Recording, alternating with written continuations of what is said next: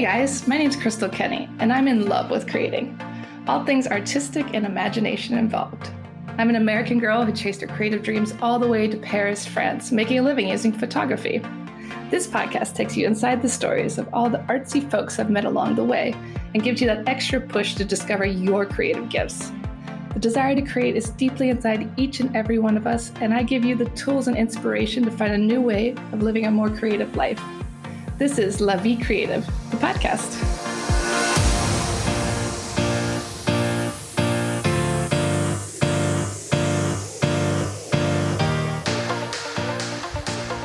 Today on the show, I interview Whitney Cubbison. Whitney is originally from the States, but has lived in France for many years now and recently received her French citizenship. She's a newly published author, and her book is called Will There Be Wine?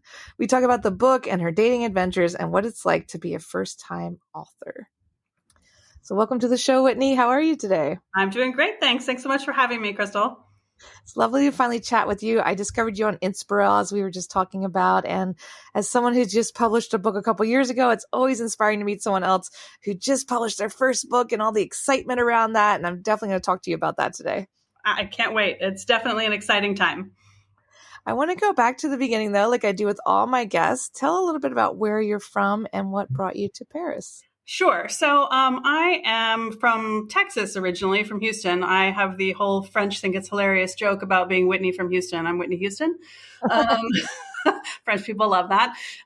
So I grew up there, born and raised in Texas, and very illogically decided to study French from middle school because everybody took Spanish and I wanted to be a rebel. So took French, ended up falling in love with the language to the point that I majored in it in school. I went to UCLA for undergrad, was a French major there, spent my junior year in Lyon, again, because everybody went to Paris and decided that I was going to be a rebel and not go to Paris and go to Lyon instead. And while I was in Lyon, it occurred to me that people really kind of go to Paris for a reason. And that I vowed then to one day come back and live and work in Paris. So it was kind of always the dream.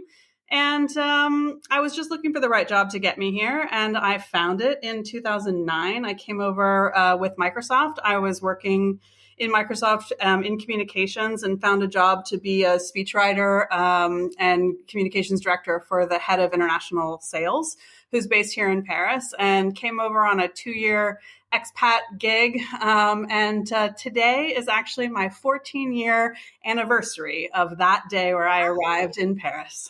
Wow. I mean, what better time to record a podcast about your life? Indeed. Anniversary. That's very cool. I love that. 14-year Paris-versary today. Very cool. And so I'm sensing this pattern in the rebel life for you.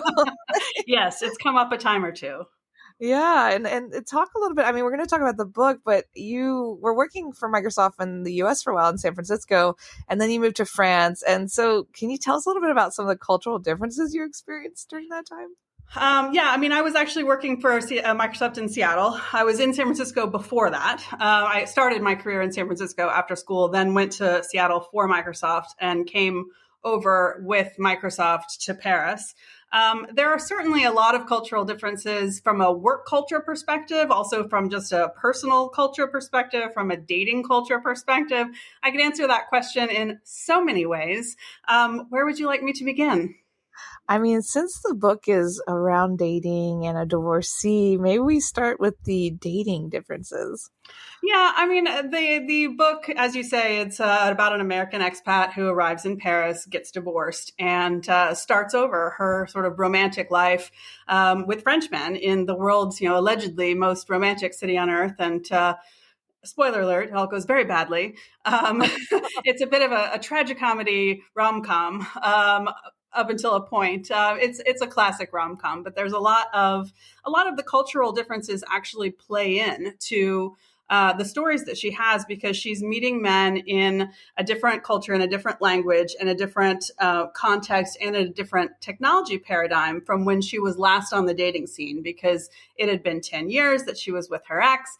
And so suddenly there's all the dating apps, there's the texting, which is the world's worst form of communications. There's then the language and culture differences on top. And it's sort of the perfect storm for things to go horribly wrong, because it's so easy to be misunderstood in text and in a different culture and in all these things. But if I had to pick one thing, I mean, I think the easiest thing to explain the cultural differences is dating doesn't exist in Paris. There's not even a word for dating in the French language. It's just not done. And so I think kind of what happens here typically is people meet through work or through friends or through whatever. And one day they kind of fall into bed together. And then the next morning they wake up and they're either a couple or they were a one night stand. And you find out the next morning really fast. And this is not how the game works in America, obviously. And so there's a chapter in the book that's called The First French Boyfriend, where this exact scenario plays out.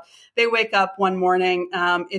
I think in the book, it's supposed to be in August, the time frame of their first morning together. And he's asking her what her plans are for the holidays, for vacation. And she's like, what? Like, I don't even know your last name. Are you seriously talking to me about things that are happening in December? And it really freaked her out, because in America, that just wouldn't happen. But it's just a very different game. And you have to kind of know what you're getting into, or you're definitely in for surprises. And that's one of, I don't know, probably many examples that I could give. But yeah, it's an adventure, dating in another culture.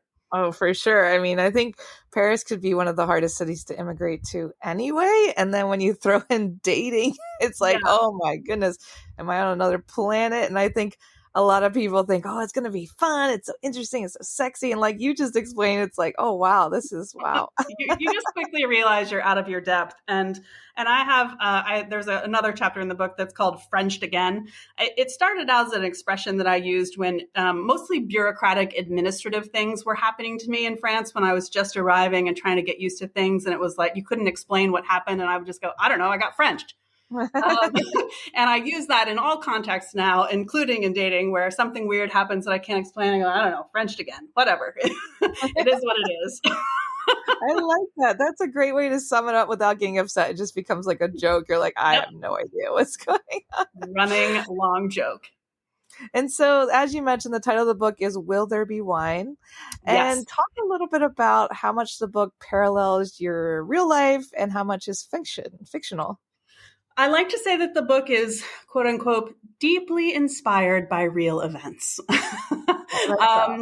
It's very much based on my experience. There's obviously a good chunk of fiction in the book as well. It had to be fictional on many levels to transition from being a random series of anecdotes to an actual novel. I had to create some fiction to actually like make it all stick together. But I had a lot of really good material from my own life. I was married when I arrived in France. I did get divorced a couple of years later. I have been dating in Paris for a very long time. And so, yes, many of these stories came from a real place of honest truth and love and disaster. And then I tried love and disaster. Like I tried to make it, it's when I started writing it, just because this is about creativity, I'll tell you, I started writing it as a bit of slapstick, honestly, a bit of humor, because I kept running into these situations where I would be telling my friends about these dates and they'd be like, oh my God, you cannot make this craziness up. You must write a book. And, I was like, ha, ha, ha. And then, one day I just decided to believe them. And that was the origin story of this book, is just starting to write down a bunch of stuff that really did happen. But as I kept going and kept thinking about it and kept trying to kind of make sense of it all, like of everything that had happened to me and why, like I wanted it to also have equal parts, or maybe not equal, but like some parts of actual introspection and learning and growth. And what does she take away from it? And how does the culture stuff play in to all of these experiences? And so, yeah, I mean, it just became this passion project. And yeah, here we are. And talk a little bit about your process for writing the book. Like, this is your first book. You've never written a book before. Like, was that terrifying? Was that exciting? Talk about how you got it done. Well, I mean, as I said, I just sort of started writing one day and didn't necessarily believe or think or know at the time that I was going to take it all the way. I just started writing because I felt like I had something to say.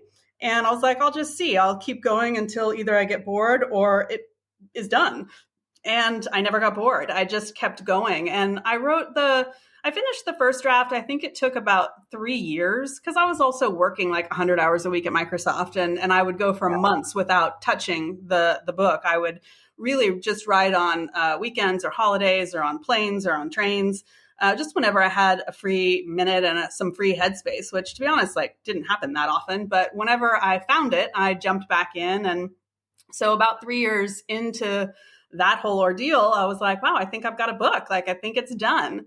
And I sent it to a couple of friends who said, oh yeah, it's good. Like they were encouraging, but it wasn't like, oh, well, go publish it. And, at that point, obviously I was like, I wonder how one does publish a book. And then you start kind of getting into all the research and figuring out how it's done.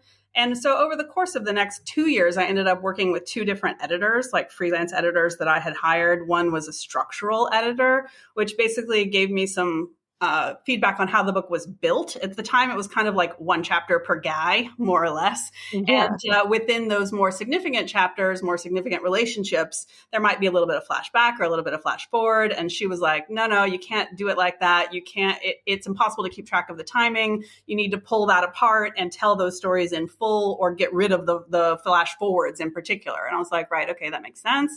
So then I pulled the whole book apart, added about 30,000 words, put the whole thing back together again. And then I was like, okay, good. I think I'm really in good shape now. And so then I hired a copy editor. And this was last summer, actually. A copy editor is supposed to be like punctuation and grammar and formatting and inconsistencies. So she says, if you say on page 9 that he took off his shirt and on page 12 that he rolled up his sleeves, I'll catch that because, the book's written in pieces. And so there's inevitably those kinds of inconsistencies. And I was like, great, super, thanks. Sent it off to her. She missed the deadline. And when I wrote her, I was like, hi, where's my book? And she was like, yeah, I'm going to need a few more days. Here's the thing. She said, I loved your story so much that I didn't want to miss an opportunity to help make it great. So I've gone in and done a partial line edit, which is literally line by line feedback on how the book could be improved. And she had randomly line edited a random third of the book on certain scenes that she really liked or thought had more potential or whatever. And it was really in like her line edits where I was like, oh, now I understand how to write a book. It was so amazingly eye-opening and helpful. She taught me about things like internal monologue. Like, what was she thinking here? I'm like, oh, I don't know. What was she thinking there? And it just like all these little tips that were, if you've ever taken a creative writing class, which I hadn't, I mean, it's probably 101, but I hadn't. So I was like, it just really like ripped the scales off my eyes where I was like, oh, okay. And then from that point, honestly, like that was the beginning of September last year. And September and October, I wrote between like 6, 10, 12 hours a day, 7 days a week for 2 months solid, like just rewrote huge chunks of the book because I was so like inspired and it was just like pouring out of me. And I was having so much fun just like watching the story roar to life on the page. And so I really thank in the acknowledgments of the book, I thank both of these editors for, I think what I say is, quote, taking what I vomited out onto a page and teaching me how to turn it into a novel. And it's true. I mean, we think we have to do this stuff on our own, but there are people out there who can help us, who we can pay to make things better. Like that's exactly what happened. And I'm very lucky to have had the means to be able to pay them. But, I spent my whole career in writing for one of the biggest companies in the world. And, I would have told you before, like, oh, yeah, I know how to write. But what I discovered through this process was like writing for tech PR and writing a novel. These skill sets are not the same. Yes. And so I had to really kind of humble myself to go, oh, yeah, no, that actually like with her comments, I could go back and reread what I had written and go, wow, actually that sucked. I'm going to totally rewrite that. And it was really just such a fun process. So now are you working your book writing into your PR writing? Well, I haven't actually gone back to a PR job. So I'm just actually now starting to think about a second book. That's very exciting. And would it continue to follow this story or would it be a completely different story? I I'm still so early in the process that I am of two minds about that. I feel like the main character in this book is a woman called Austen Keller. And I feel like I would like Austen to be in the second book, but she might be a very minor character in the second book, maybe. Or I don't know. Like, I reserve the right to change my mind, but it's still coming together. It's very, very early stages, but I feel like I don't know, the challenge that I would like to take on in a second book, just from an overall kind of creativity standpoint. This book the first one was written, the story runs over the course of like 4 years. And I would love to write another book that I think all takes place over the course of like a weekend or maybe a week, but it's like a much more compressed time frame, much more dialogue driven, much more character driven story. And I just think that it would be like also starting from a place of much less real life inspiration, but just a genuine creative exercise. I'm kind of like intrigued by that as a challenge for my next attempt. I love that. I mean, why not take it to another level and talk about some of the biggest obstacles in writing this first book? Having a real job, not a real job, having a day job. Writing is a real job, obviously. It doesn't pay very well when you start. We'll be honest about that. But no, I think with all jokes aside about the day job, I think the biggest killer to creativity for me is routine. I think, in my other job, in my Microsoft job, working so many hours a day, you're out of steam and you're doing a lot of the same things in cyclical patterns. Like, I worked at Microsoft for 16 years. It was a very, very long time to work there. And a lot of the stuff, the events, the announcements, the news cycles, they are kind of rinse and repeat one year after another to some degree. There's obviously new stuff coming all the time, but there's a lot of repetition. And I think doing the same thing over and over again puts you into autopilot mode. And I think autopilot is the worst mode that you can be in if you're trying to be a creative. And so I think, that kind of routine and knowing what to expect every day and talking to the same people every day and doing the same kinds of stuff every day was my biggest blocker. And it was really once I got away from that, which is why I wrote so much of the book on vacations and in trains and in planes, because I was seeing and doing and outside of the regular scope of things. And I think that's when your mind kind of lights up a bit. I completely agree. We have to like shake things up. We have to get out of our comfort zone. And that's how you're able to create something new and different. And what was the most rewarding part of writing a book? I think just doing it, just saying, look, I wrote a book. That feels very rewarding in and of itself, because it's very, it's a concrete thing that you can hold in your hand and say, yeah, there it is. Like, I did it. But I think the other thing I'd say is I got a bunch of, or I don't know, probably 20 ARC readers. So these are advanced reader copy. That's the ARC is the acronym ARC. These are people that are just people who love to read, and they will, in exchange for a free early copy of your book, they will give you an honest review on Amazon or Goodreads or both. And so I got in touch with a bunch of these ARC readers. I got about 20 of them to sign up, and they all agreed then to do reviews that landed in the week that my book came out. And so that whole week I was just holding my breath, because obviously some friends had read it, but your friends are always going to tell you it's great. And so to have people that I don't know, that have no incentive to lie to me, say that it was good, like, that felt really rewarding. And the reviews were overwhelmingly positive, and it was just a real joy. Like, I was holding my breath every time one came in, like reading it going, what does it say? And then I was like, oh, it's good. Yay. And so, that was really fun. And I guess the, more broadly, a lot of the reviews since the book has come out, which came out in January. So it's been out for 8 months now. And I really like the reviews that say that it's made people think, and it's made people think about their own relationships, about their own learnings, about their own reflections and motivations in relationships. Because that's what I really wanted. Like, I wanted people to laugh, but I also wanted people to think. And to have achieved that feels like something I can be very proud of. Definitely. looking for relationships, wanting relationships, having relationships. So it's nice to really take a deeper look at that in an interesting way. And what have you learned from like this dating experience? Like, what have you learned about dating? What's your takeaway? Gosh, I mean, so many things. I don't even know where to begin to answer that question other than to say that your needs and your wants and your desires change over time. And it's based on where you are in your life and other things that are going on. Like Austen, this character, the book starts right when she's getting divorced, and she meets this guy and he's got a kid. And he keeps inviting her to like lunch with his kid and his mom. And it feels like he wants an instant family. And she's like, you know what? All I really want right now is sex and spontaneity and champagne.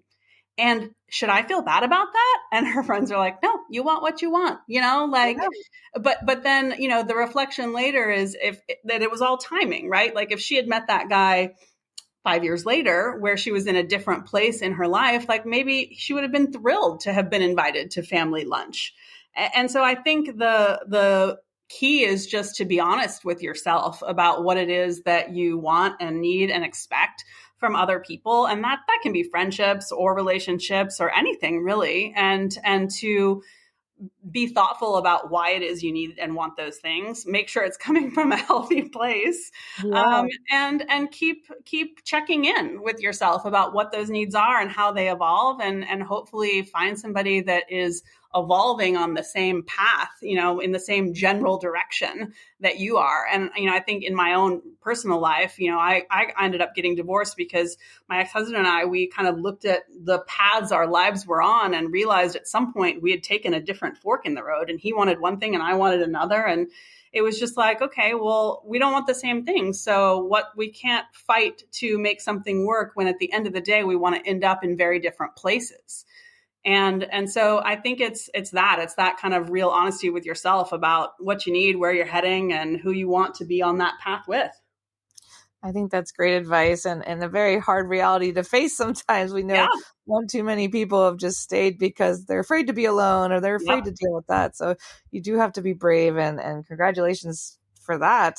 Thank you. Also, congratulations on French citizenship. You are a French citizen now. Very exciting. I am. Thank you. Yeah, I got citizenship last year. So that was a big win. It was right around the time that I was leaving Microsoft too. So it was really nice because obviously my visa had originally been tied to Microsoft, and having the citizenship gave me the, ability and freedom to come and go as I please, stay, find a job somewhere else, come back someday. It just like opened up all the doors to possibilities, which I love. Yeah, definitely a big reliever for the expat world. Yes. And now that you have citizenship, you've been in Paris for quite some time. Talk about some of the ways that France has changed your life. I mean, so many. Gosh, I think that there's so much to love about expat life, and even though I'm now a French citizen, rather, I still consider myself, an expat living abroad, and I think there's something beautiful about the expat community in that people that live here, you've sort of alluded to some of the challenges that come along with transplanting to France, and it's no joke. But the people that are here, especially in the expat community, have actively chosen to be here. They have gone through all those trials and tribulations. They've said, it's worth it to me to fight to stay. And there's a lot of people, if I take my hometown, for example, in Houston, there's a lot of people that grew up in Houston that are still in Houston, and they're perfectly happy in Houston, and good for them. I wish them all the happiness in the world, but I can't, I like being around people who have chosen where they want to be and fought for it. I think that there's something inherently interesting in that desire to get away from the place that you come from and to build an entirely new life. And so I find that the people that I meet here in the expat community have such interesting stories and come from such interesting and diverse backgrounds. And, I went to school in LA I went to UCLA, and if you stay there after you graduate, everybody's ultimately in the entertainment industry. And then I moved to San Francisco. Everybody ultimately works in technology. I moved to Seattle. More or less, everybody works at Microsoft who lives in Seattle, or Amazon or Boeing or Starbucks. But you end up having the same conversation over and over and over and over again about the same things. Whereas here, like, I meet people who do all nature of things in life and who have come from all nature of different backgrounds and experiences. And you just go, wow, like, that's a job. I didn't even know that existed. Or, you just end up finding out and learning about people and places and things that wouldn't have perhaps crossed your path if you had never strayed from where you grew up. And so I just find life to be infinitely more rich as an expat than I think mine would have been had I stayed put. I completely agree. As someone who's lived in Paris for 10 years, I always say, it's just this like wonderful world. And even if you have nothing else in common besides the fact that you moved to Paris, there's so much to talk about just in that, right? Because we did have to fight for it in many ways. And there are some major obstacles, and it does kind of become a part of your character, even as nothing else to do with anything about you. So yeah, I completely agree with that sentence. And how would you define creativity in your own words? I think it's about having a viewpoint that makes other people think or reflect or admire something. And I was thinking about this before we started talking, and I actually when I was first getting divorced, I started doing this thing. It was on Facebook at the time, and then it became Instagram, but it was a photography project. And I know you're a photographer, but it was a photography project that I called Photo a Day. And the whole premise was, you'll be surprised to hear, taking one photo every day. But the real premise was that I was going through a divorce. I was living in the most beautiful city on earth, and I wanted to force myself to focus on one beautiful thing every day. And so my eye just started looking for that thing every day, whether I was in Paris or if I was on the road. I was traveling a lot for work at the time. And so I had, a lot of options. I wasn't just like sitting at home all day, every day, which would have made that project a lot less interesting.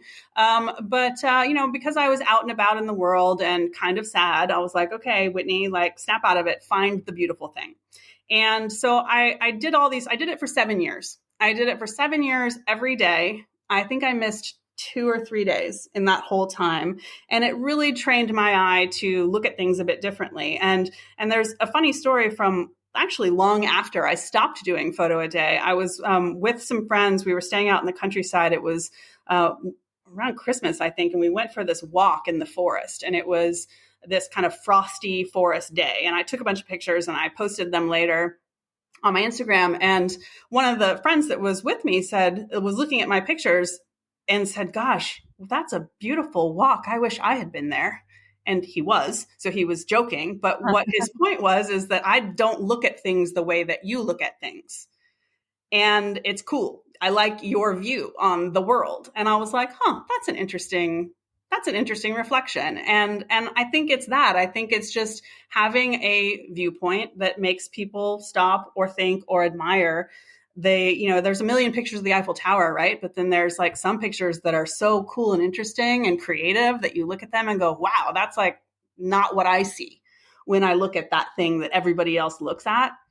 For me, that's creativity, is like giving people something that just like stuns them into thinking a bit. Yeah, I love that. Like changing perspectives, broadening your horizons. I love that. Yeah. And this is a question I ask all my guests. So it's interesting. A different answer every time. And what's something you would go back and tell your younger creative self? Younger creative self. I mean, to be honest, I don't even know if I ever really thought about myself as particularly creative growing up. So I think maybe the first thing I would say is, hey, guess what? You are. You are creative. Explore that. Because I don't think I did. And I remember reading a few like endorsements that people had written for me on LinkedIn from my Microsoft work.